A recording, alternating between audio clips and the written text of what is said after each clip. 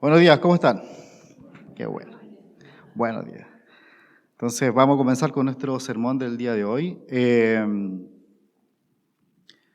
Quiero partir con una pregunta bien simple. ¿Conocen personas que están decepcionadas de Dios? ¿O decepcionadas de la iglesia? ¿Decepcionadas de la fe? ¿Decepcionadas de quizás estos círculos cristianos? Personas que quizás por malas experiencias, por abusos, o por incluso porque ellos pueden ver que se comportan incluso mejor que los llamados cristianos, terminan diciendo, no sé, siento que esto no es para mí. Yo creo que todos conocemos a más de uno que por mala experiencia terminan abandonando, terminan negando y terminan culpando a toda la iglesia. ¿Para qué vamos a ir a la iglesia si pasa de todo en la iglesia? Todos son iguales. Al final, muchos quizás terminan negando la fe. Muchos quizás cuando esperaban comprensión recibieron solo juicios. En vez de ser escuchados fueron criticados. En vez de ser levantados fueron empujados. Y en vez de ser perdonados fueron rechazados. Lamentablemente estas cosas terminan por marcar a las personas. Terminan por sembrar una mala semilla en el corazón. Semillas que brotan después en odio, en resentimiento, en culpa, en tantas cosas que quizás los alejan en vez de acercarlos a Dios. Y en esa línea me gustaría contarles una historia para que podamos entrar en nuestro tema. Esta es la historia de Corrie ten Boom. Ella fue una mujer nacida en Ámsterdam, en los Países Bajos, alrededor del 1912, perteneciente a una familia cristiana, perteneciente a la Iglesia Reformada Holandesa. Esta familia, desde pequeña, le enseñaba a orar, le enseñaba a seguir las palabras de Dios, le enseñaba también a servir en su comunidad. Corrie, en su juventud, además de trabajar en la tienda como relojera de su papá, estableció un club juvenil para enseñarles la Biblia a las demás niñas. Estableció clubes de arte, clubes de tejido, pero todo siempre en un ambiente de comunidad cristiana. La biografía de Corrie ten Boom dice que era una mujer ferviente en la fe, lo cual era evidente porque toda su comunidad sabían que podían confiar en ella, sabían que podían confiar en sus padres. Era una familia que bendecía a muchos. Pero todo esto llega y se termina de golpe.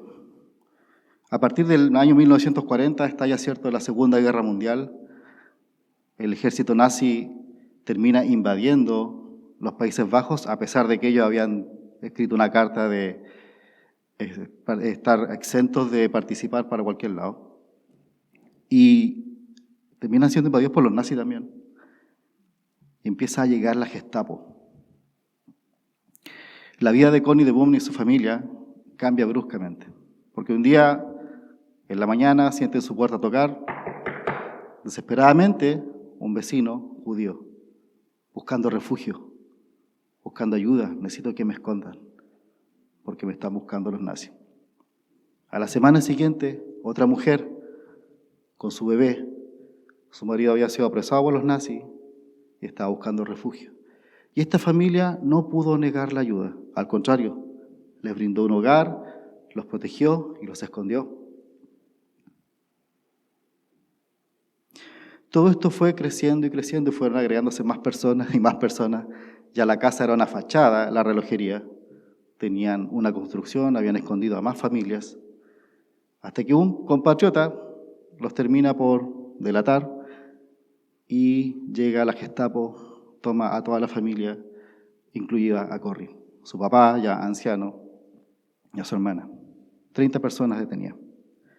Ocurre que los liberan a casi todos, pero ella, con su hermana y su papá, quedan detenidos. Su papá ya era un hombre mayor, Corrie ya tenía 50 años. Pasaron 10 días y el papá de Corrie muere en la cárcel. Pasaron 3 meses y con su hermana encerradas en prisión. Las toman y las llevan al campo de concentración en Holanda. 3 meses en el campo de concentración, las toman de nuevo y las llevan al campo de concentración, pero ahora en Alemania. Todos sabemos los horrores que ocurren en los campos de concentración, pero aún así la fe de ella permanecía intacta, porque de alguna manera logró esconder una Biblia en un collar y se la llevó dentro del campo de concentración. Dios es misterioso como obra, pero usó esto para que ella, con las demás prisioneras, en las noches, cuando no estaban pasando revista, sacaba su Biblia y al igual que una llama ardiendo en plena oscuridad en un desierto, todas se acercaban a escuchar la palabra de Dios. En su biografía dice, mientras más oscura se hacía la noche a nuestro alrededor, la palabra de Dios ardía más brillante, más verdadera y más hermosa. Corrie vivió los horrores de la hambruna, los golpes, las pestes, la muerte de sus amigas, la desnudez, el abuso de los soldados nazis. Vivió todo eso en carne propia. Fue en el año 1942 cuando son liberadas y su hermana lamentablemente fallece a las pocas semanas. Pero esto no detuvo a Corrie porque esto le dio el impulso que le permitió ya después de 6 meses de salir del campo de concentración hacer una casa de acogida, un hogar de rehabilitación para víctimas de los campos de concentración. Personas que trabajaron para los nazis llegaban a este hogar a rehabilitarse. Personas que fueron abusadas por los nazis llegaban a esta casa a rehabilitarse. Y esto generó un tremendo cambio en su vida porque empezó a ir a charlas, empezó a ir a dar discursos, empezó a dar sermones, empezó a recorrer ciudad tras ciudad hablando de la obra de Dios, hablando del perdón, cómo Dios nos puede perdonar, cómo Dios nos puede salvar, cómo Dios nos puede rescatar en los tiempos más oscuros. Y cuando Corrie estaba en lo mejor de su exposición sobre el perdón, se levanta un hombre de la iglesia y dice, yo necesito hablar con usted. Yo era el guardia que estuvo en el campo de concentración y necesito que hoy día usted me perdone. Corrie está siendo confrontada. Una difícil decisión. Porque imagínense, sobre ese hombre va a cargar todo su odio, va a cargar todas las cosas que vivió, todos los vejámenes, la muerte de su padre, la muerte de sus amigos, todo en una persona. Pero también estaba siendo confrontada por Dios con su identidad. ¿Quién era ella realmente? Lo que dices, lo que predicas, las charlas que das, hay que ponerlo en práctica ahora. Corrie obviamente no quería perdonar, le costó mucho, pero en su momento la biografía relata de que ella oró a Jesús y le dijo, Jesús, dame el perdón que yo no tengo para perdonar a este hombre. Y de esa manera pudo perdonar a la ex guardia nazi. Verán, la sanidad del mundo no descansa en nuestro perdón ni en nuestra bondad, descansa en el perdón de Dios y en su bondad. Cuando Dios nos ordena amar a nuestros enemigos, junto con el mandamiento de amar, también nos da el amor que necesitamos. Fue una prueba difícil, porque Corrie tenía en sus manos la opción de ser una tremenda bendición para este nuevo hermano en la fe, o ser el empujón para que caiga de la fe, ser un tropiezo en el camino de esta persona. ¿Cuántas veces nosotros mismos a veces no queremos perdonar, no queremos ayudar ni facilitar el camino, sino que muchas veces terminamos haciendo lo contrario? Ponemos vallas, dificultamos, complejizamos las cosas y ponemos piedritas en el camino. Pero ¿es esto lo que Jesús anhela de verdad para su iglesia? ¿Para nosotros? Corrie la tuvo muy difícil, de verdad, cuando yo leía su historia fue muy difícil. Si tú te pones los zapatos de ella, era una decisión muy difícil. Pero muchas veces nosotros, por pequeñeces, por minucias, por tonterías, terminamos por entorpecer el camino de los demás. Hermanos, yo me pregunto entonces, ¿cómo podemos ser de bendición y no ser de tropiezo? ¿Cómo nos podemos relacionar? Bueno, esta es la pregunta que vamos a intentar responder hoy día con estos versículos y la palabra de Dios. En el versículo 1 Jesús dice a sus discípulos: imposible es que no vengan tropiezos, mas ay de aquel por quien vienen. Mejor le fuera que se atase al cuello una piedra de molino y se la arrojara al mar, que hacer tropezar a uno de estos pequeñitos. Si recuerdan en el sermón anterior que dio Víctor sobre el rico y Lázaro, Jesús ya había terminado de explicar esta parábola a sus discípulos. Y en el fondo les estaba diciendo: lo que ustedes hagan acá, en esta vida, tendrá consecuencias eternas para ustedes. El cielo, en la presencia de Dios, es real, así como también el infierno, lejos de Dios. Son consecuencias de lo que ustedes hacen con sus vidas. Pero ahora Jesús amplía mucho más esto, porque les está mostrando de que cómo nos relacionamos entre nosotros puede tener tremendas consecuencias para el resto de las personas. Imposible es que no vengan tropiezos.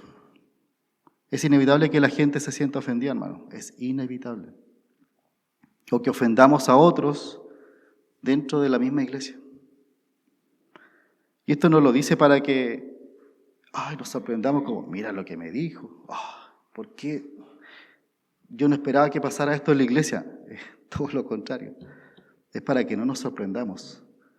Inevitable es que vengan los tropiezos, dice Jesús. El fin de esto no es para que nos sorprendamos, sino para que pongamos ojo y pensemos en cómo lidiar cuando ocurren estas cosas.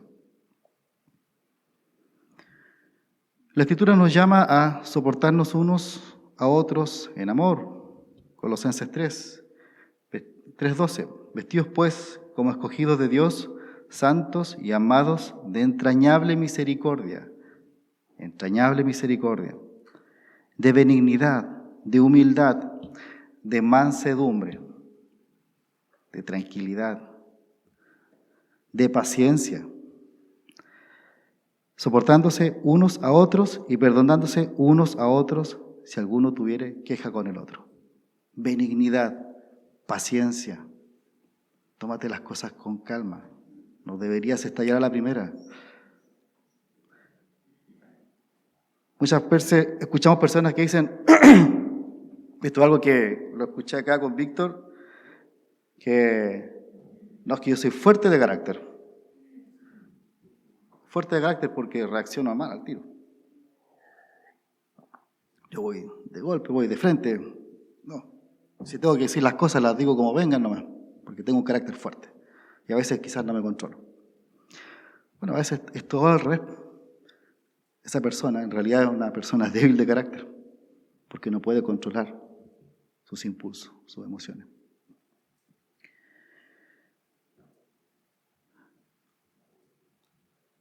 En Colosenses nos invita a soportándonos unos a otros si es que tienen ofensas contra nosotros, pero muchas veces nosotros también vamos a ser los que vamos a poner tropiezos en los demás, ofensas con los demás, sin que nos demos cuenta.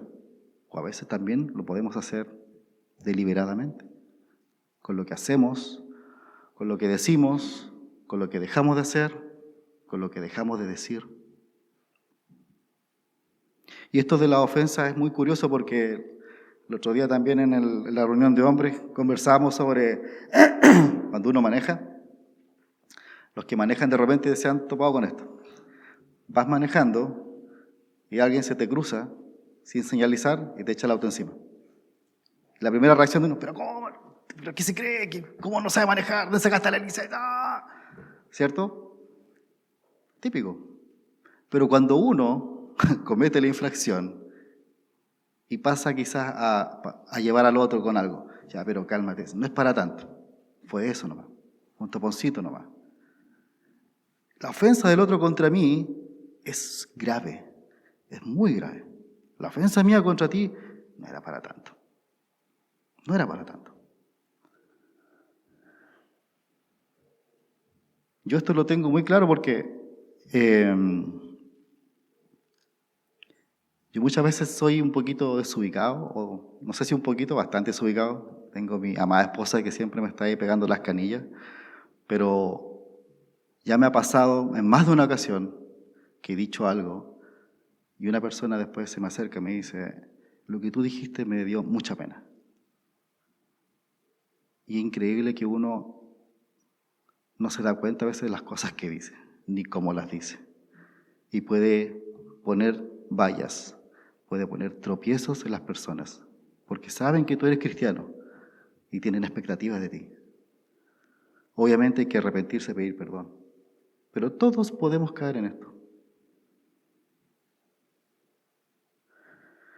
Jesús enfatiza con nuestra debilidad porque Jesús sabe que somos personas débiles, sabe que somos personas que vamos a caer, y por eso le dice, es inevitable que vengan los tropiezos.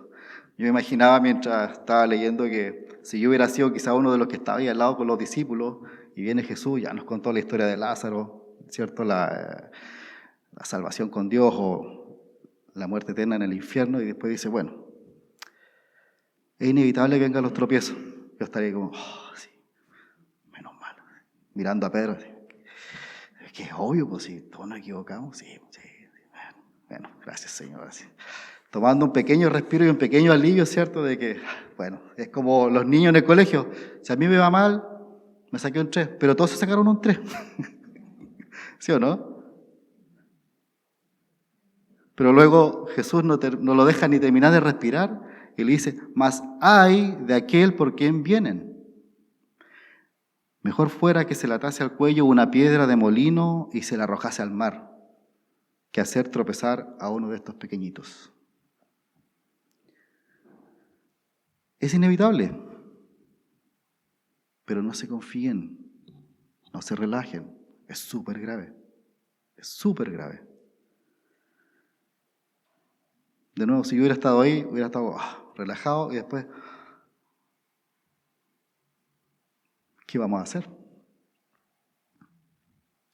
Una piedra molino, alrededor medía como 1 metro, 1,5 metros, y acá se hace referencia a una piedra molino que es tirada por un animal, así una rueda, y así de grueso, lo más probable. Pesaba entre 400, 800 kilos, incluso hasta 1 tonelada alguna. Y esta es la figura y la imagen que Jesús le implanta a sus discípulos. O sea, si tú le pones tropiezo a uno de estos pequeñitos, de verdad, mejor amárrate una piedra de esas y lánzate al río. Una muerte horrible es mejor que hacer tropezar a un pequeño. ¿Quiénes son los pequeños? No se refería solo a niños, que ya es bastante grave que nosotros pongamos tropiezo a un niño en su fe, pongamos tropiezo a un niño en su desarrollo, que los saquemos de la bendición de Dios, ya es horrible. Pero también se refiere a aquellos que están caminando, que están aprendiendo, que están conociendo de Dios. Aquellos que quieren acercarse a Dios. Y si uno va y les pone la valla, les pone el tropiezo, Jesús dice, es mejor que te lances a un río con una piedra amarrada al cuello y te ahogues.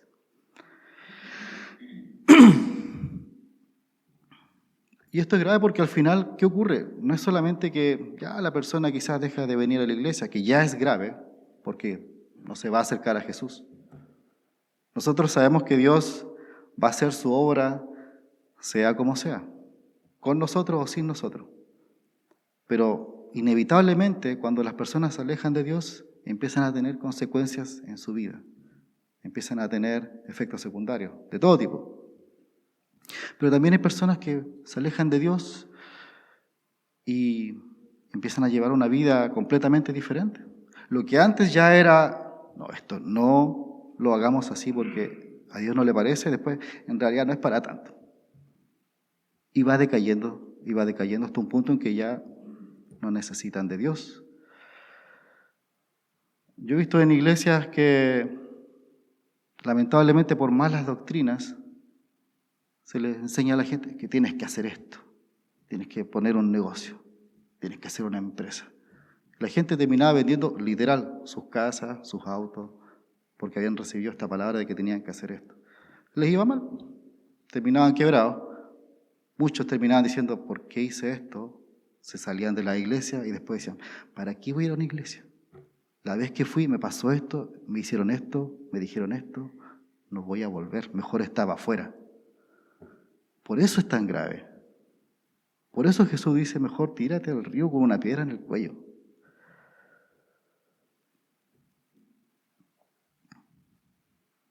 Cuando Jesús explica la parábola de la cizaña, en Mateo 13, dice 13:41, enviaré el Hijo del Hombre a sus ángeles y recogerán de su reino a todos los que sirven de tropiezo y a los que hacen iniquidad. Los echarán en el horno de fuego, allí será el lloro y crujir de dientes. Miren cómo Jesús pone al mismo nivel al que pone tropiezos como al que hace iniquidad. Hermano, piense, quizás más de una vez usted y yo hemos sido referencia para alguien que quería quizás acercarse a la iglesia, acercarse a Dios. Y pensemos, ¿fuimos una buena referencia o una mala referencia? Como la historia de Corrie, de esta mujer de Ámsterdam, van a haber momentos en la vida que quizás no vamos a saber que vamos a tener el poder para bendecir a alguien o para empujarlo. Este ex guardia nazi se había acercado a Dios, estaba arrepentido, pero aún así, él necesitaba cerrar este episodio. Y aunque el perdón de ella no significaba perder o no la salvación, sí significaba sanar su corazón. Padres, ¿están siendo bendición para sus hijos? ¿O están siendo un tropiezo para ellos? Esposo, ¿estás bendiciendo a tu esposa? ¿O la estás oprimiendo y haciendo que se aleje de Dios con tus palabras y tus acciones? Hermano, ¿estás edificando a tu hermano o lo estás destruyendo? Jesús aquí nos dice dos cosas. Es inevitable que pasen estas cosas. Es inevitable que hayan tropiezos. Es inevitable que terminemos ofendiendo a alguien y que nos ofendan. Pero en lo que a ti respecta, esfuérzate y haz todo lo necesario para no ser de tropiezo con nadie. Van a pasar estas cosas, van a ocurrir, pero en lo que a ti respecta, que tú no seas el tropiezo de otro. Ejemplo, la música. No, es que yo escucho solamente canciones de adoración. Y viene otro que ya conoce más del Evangelio, digámoslo así, las doctrinas, sabe que puede adorar a Dios 24/7, no solamente con la música. Y dice, no, yo escucho metal. O otro viene y dice, yo escucho reggaetón. ¿Cómo sabemos si quizás ese que escucha reggaetón es reggaetón cristiano? Lo dudo, pero puede ser. Pero muchas veces con un comentario de, no, es que esa música, no. Se apenan los corazones. Lo mismo con la vestimenta. Muchas veces llegan hermanos de otra iglesia, ¿cierto? Que les han enseñado que tienen que usar la faldita hasta abajo, el velo, las mujeres se sientan acá, los hombres acá. Y uno dice, no, que eso está mal, es que es una ridiculez. Y a veces uno no se da cuenta y empieza a hablar de esa manera con estas personas. ¿Se van a sentir bien o mal? El alcohol. También hay personas que evitan el alcohol, que crecieron en iglesias donde no se puede tomar vino, ni siquiera la Santa Cena. Y nosotros vamos destapando la cervecita al lado de ellos sin pensar que son pequeñitos en la fe, que quizás no es buena idea, que quizás va a ser un tropiezo para ellos. Versículo 3. Mirad por vosotros mismos. Si tu hermano pecare contra ti, repréndele, y si se arrepintiere, perdónale.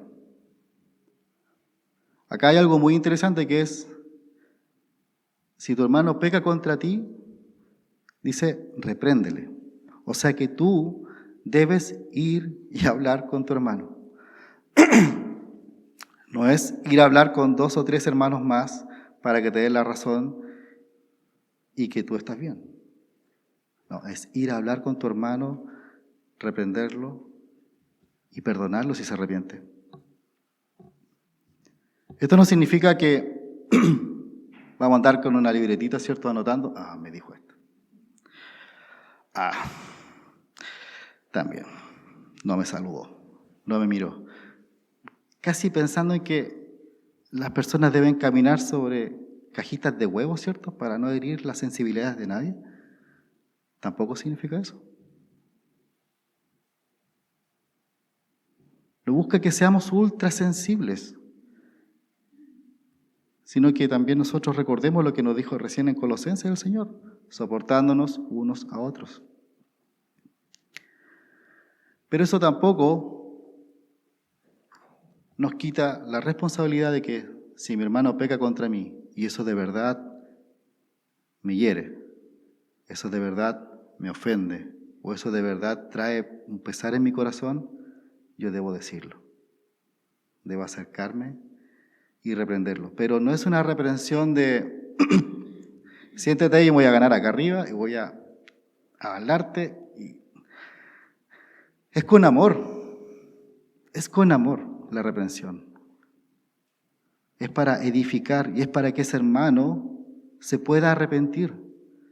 Y es para que nos podamos reconciliar, para que exista el perdón. No es para tomar toda la ofensa que hizo contra mí y devolvérsela y quedar satisfecho. Es para perdonar. Es para que mi corazón esté dispuesto a perdonar cuando esa persona venga a arrepentirse y venga a buscar mi perdón.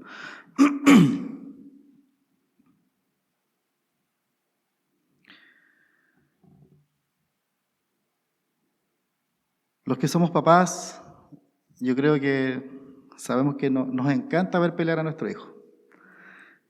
¿Qué me tiró esto? ¿Qué no me lo tiró? ¿Qué me está mirando? ¿Qué no me miró? ¿Qué me botó la leche? ¿Qué me quitó el juguete? Pelean los niños y dicen, pero chicos, ustedes deben amarse. No deben pelear. Son hermanos. Se deben cuidar. Bueno, Dios es el Padre del ofendido, pero también es el Padre del que ofende. Y Él nos da claras señales acá de que debemos buscar activamente ambos reconciliarnos. El que ofende debe buscar arrepentirse y pedir perdón. Y el que recibe la ofensa debe perdonar. Jesús dice, perdónalo. No dice, pero si no, perdónalo.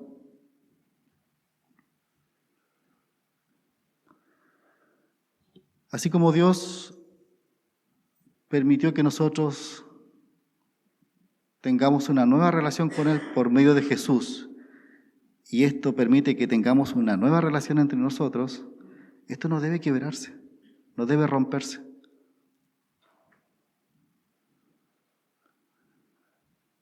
Hermano, cuando usted le toque recibir una ofensa y venga esa persona a buscar su perdón, a conversar con usted, acuérdese la historia del hijo pródigo.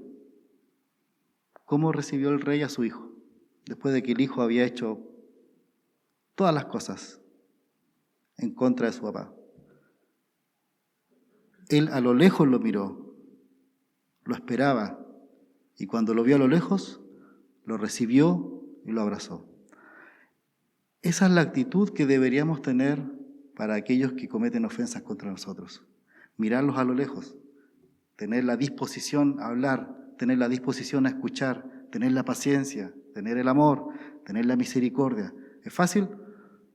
No. Corrie, esta chica del campo de concentración, para ella fue muy difícil. Y quizás para muchos de ustedes también hay situaciones que son muy difíciles de perdonar. Pero Dios nos da el perdón para que lo podamos entregar. Si lo perdonó usted, hermano, lo perdonó usted con todas sus maldades, todas sus bajezas, todas las cosas que usted sabe que hace que no le agradan a Dios. Si Dios tuvo misericordia a usted, usted también debe tenerla con el prójimo y más con su hermano. Entonces alguien dirá, ok, entiendo, debo perdonar, pero si siempre haces lo mismo. Versículo 4, Y Jesús aquí termina por rematar cualquier comentario que pueda tener alguien. Y si 7 veces al día pecare contra ti y 7 veces al día volviere a ti diciendo, me arrepiento, perdónalo. Imagínense que alguien te ofenda 7 veces en el día y que las 7 veces vuelva a pedirte perdón. Jesús te dice, perdónalo, perdónalo. No dice, cuestiónalo. No dice, sí, obviamente debes conversar con él, reprenderlo. Pero al final dice, perdónalo.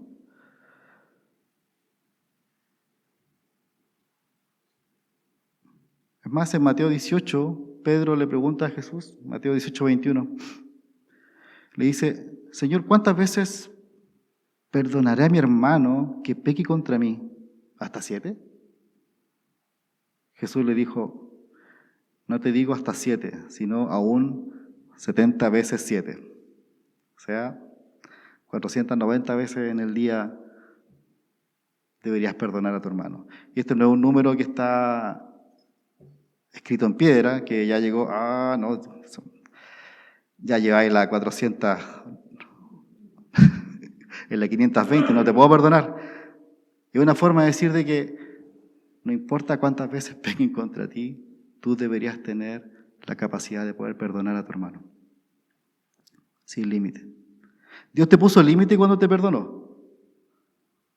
Te dijo, hasta aquí voy a perdonar, de aquí para adelante no.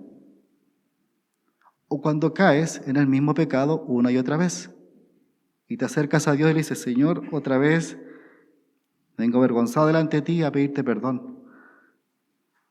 Tú ves a Dios diciendo, no, otra vez lo mismo. Otra vez lo mismo. ¿No es acaso un Dios amoroso que te recibe, te levanta y te perdona? Y echa al olvido la falta. Aún los más viejos, como yo y los más viejitos, siguen luchando con su pecado. Todos seguimos luchando con nuestro pecado. Y si Jesús nos dice hasta 70 veces 7 es una forma de decir de que nos va a costar. De este modo, hermanos, el Espíritu Santo nos muestra cómo debemos relacionarnos dentro de la familia y la iglesia, evitando ser tropiezo para el resto y teniendo siempre un corazón dispuesto a perdonar. Yo le pregunto a usted ahora, ¿usted ha sido tropiezo para alguien en esta iglesia o en su trabajo? ¿Lo ven de una manera diferente como se ve los domingos acá? ¿Habla de una manera diferente como habla los domingos acá? ¿Se ríe de los chistes diferentes que los que se ríen acá? ¿Te comportas siempre de la misma manera? ¿Los que te conocen buscan acercarse a Dios por causa tuya? ¿Eres como esa luz en la oscuridad? Porque este mundo hoy día está gobernado no por Dios en el sentido de que sabemos que la maldad está en todas partes. ¿Somos sal? ¿Somos la luz, esa lámpara que está iluminando donde nos paramos? ¿O te han ofendido y sigues guardando rencor? A pesar de que te han pedido perdón. Dios olvida, pero yo no. Frases típicas, el que murió, o sea, el que perdona está en la cruz, dicen algunos. Dios entregó a su propio Hijo a morir una muerte horrible para que seamos perdonados. ¿Qué quieres tú a cambio por tu perdón? ¿Quién debe morir para que tú puedas perdonar?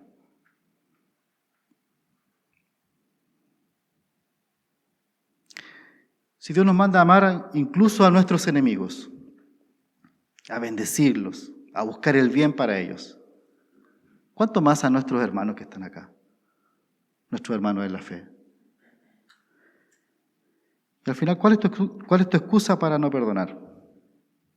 ¿Dios te permite no perdonar? El Espíritu Santo, hermanos, ha preservado este texto para mostrarnos que los tropiezos son inevitables, que las faltas entre nosotros van a ocurrir, pero que en lo que respecta a nosotros, hagamos todo lo posible por no ser aquellos que ponemos tropiezos a los demás. Que al igual que Corrie, cuando tengamos la oportunidad de bendecir a alguien, lo hagamos, y no que seamos un tropiezo en sus vidas. Y también que seamos misericordiosos, que podamos perdonar y estar dispuestos a perdonar. Jesús nuevamente nos muestra el camino a seguir dentro de la familia de su iglesia. Sus enseñanzas, como pueden ver, invierten completamente el orden de este mundo. En este mundo lo importante eres tú, tu éxito, tú debes salir adelante, no importa si tienes que serrucharle el piso a varios, no importa si tienes que pasar sobre varios, pero tú tienes que salir adelante. Jesús dice todo lo contrario acá. Si vives pensando que tus acciones y tus palabras no afectan a los demás, arrepiéntete. Quizás guardan aún rencor en tu corazón y no puedes perdonar. Habla con el Señor. Busca que sane tu corazón y entrega ese perdón. Esposos, si con tus acciones estás siendo de tropiezo para tu esposa, arrepiéntete. El Señor te llama a santificarla, a amarla, cuidarla y a edificarla, no a alejarla de Dios. Esposas, si no están siendo de ayuda idónea para sus esposos, arrepiéntanse. Padres, si con tu forma de vivir el cristianismo estás haciendo que tus hijos, en vez de acercarse a Dios, quieran salir arrancando de Dios, arrepiéntete y busca el perdón de tus hijos también. Porque no somos perfectos y también nos equivocamos mucho con los hijos. Si has ofendido a tu hermano, ve y reconcíliate con él. Ponte a cuentas, busca su perdón y restablece esta relación de amor, porque dice la Escritura que somos hermanos. Ustedes que son papás saben cómo nos regocijamos cuando vemos a los hermanos que se aman, cuando vemos a los hermanos que se abrazan, que se llevan bien, que juegan, que ríen, que pasan tiempo juntos. Nosotros que somos imperfectos deseamos esto. Dios, que es inmensamente perfecto, inmensamente más amoroso, también lo desea. Si tú has sido ofendido, pide a Dios que te dé misericordia para perdonar, amor para abrazar y fuerza para olvidar. Sé que no es fácil, pero de nuevo, somos hermanos y Dios busca que estemos reconciliados, que nos amemos. Yo creo que hay que también pensar en que tenemos que arrepentirnos de veces de vivir una vida sin la mirada puesta en la eternidad, una mirada puesta en este mundo, puesta en Jesús, puesta en Dios y no en este mundo. Y por último, aun cuando yo he sido tropiezo para alguien más, o ustedes mismos han sido tropiezo para alguien más, en Cristo podemos encontrar perdón. No importa lo horrible que le hayamos hecho a alguien, quizás le hicimos lo peor contra una persona. Pero así como este ex guardia pudo encontrar el perdón en Dios y lo pudo encontrar también en la persona que había herido. Nunca dejemos que nuestra amargura, que nuestro rencor sea el tropiezo para que alguien encuentre la salvación.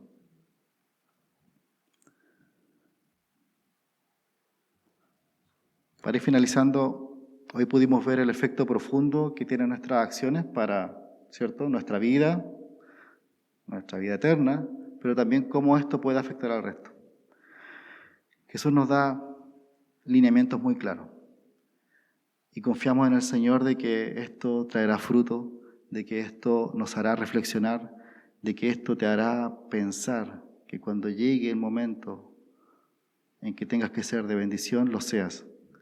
Cuando llegue el momento que quizás parezca que estás siendo de tropiezo, reaccione y diga, no debo hacer esto, no debo decir esto, No debo comportarme así delante de estos pequeñitos de la fe.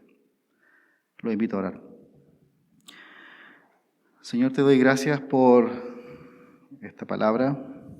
Te doy gracias, Señor, por tu escritura, porque tú, Padre, te has preocupado de cada detalle de nuestras vidas,